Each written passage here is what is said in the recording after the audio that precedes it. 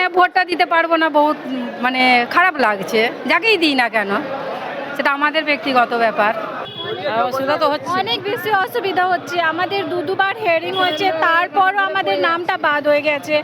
আবার আমরা document submit করছি, কিন্তু জানি না নামটা আসবে কি আসবে না। এই রোদে দাঁড়িয়ে দাঁড়িয়ে অসুবিধা অনেক বেশি হচ্ছে।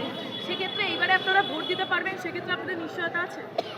না, মনে হচ্ছে না যে এবার আমরা ভোট দিতে পারবো, কিন্তু গভর্নমেন্ট থেকে আমরা আপিল করছি যে আবার আমাদের নামটা ভোটার লিস্টে তুলে দিন, আমরা ভোট দিতে পারি। এতক্ষণ ধরে কার্যত ভোটের লাইনে দাঁড়িয়ে রয়েছেন, সমস্যা হচ্ছে না? বহুত সমস্যা হচ্ছে, ও বহুত কষ্ট, সংসারে সব কিছু ফেলে রেখে আসা কষ্ট না। আপনার সমস্যা কি হয়েছে? আমার না, কি বলছেন বুঝতে পারছি না। এসআইআরে কেন নাম কেন বাদ দিলেন? আমার ডিলেট হয়ে গেছে, সেই জন্য। সেই বিষয়ে ওনারা কি জানাচ্ছে? আসতে বলছে, এখানে জমা দিন, ঠিক হয়ে যাবে, এটাই। সামনে ভোট, সেক্ষেত্রে কি করবেন? এই যে লাইনে দাঁড়াতে হচ্ছে এত কিছু, যা সমস্ত কিছু। হ্যাঁ, ভোটটা দিতে পারবো না, বহুত মানে খারাপ লাগছে, যাকেই দিই না কেন, সেটা আমাদের ব্যক্তিগত ব্যাপার।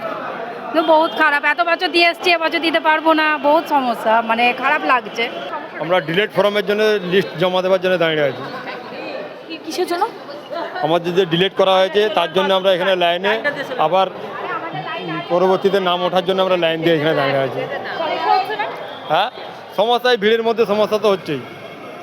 একদিকে মনোনয়ন হচ্ছে, একদিকে আপনাদের যে এই যে সমস্যা, সেটা নিয়ে আপনারা কি করবেন? কি করব? সামনেই ভোট। সামনে ভোট, সমস্যার মধ্যে আমাদের এখন ভোটে নাম ওঠাতে হবে, ওটাই আমাদের সমস্যা।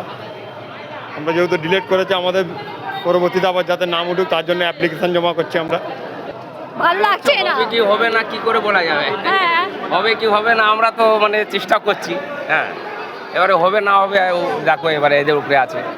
এসআইআর নাম বাদ গেল, এবার তাহলে কি মনে হচ্ছে ভোটের ক্ষেত্রে কি কি মনে হচ্ছে, কি করবেন আপনি এবার? কি করবো, লাইনে দাঁড়িয়ে আছি। আমি তো আম পাবলিক আছি, লাইনে দাঁড়িয়ে আছি, কি করবো?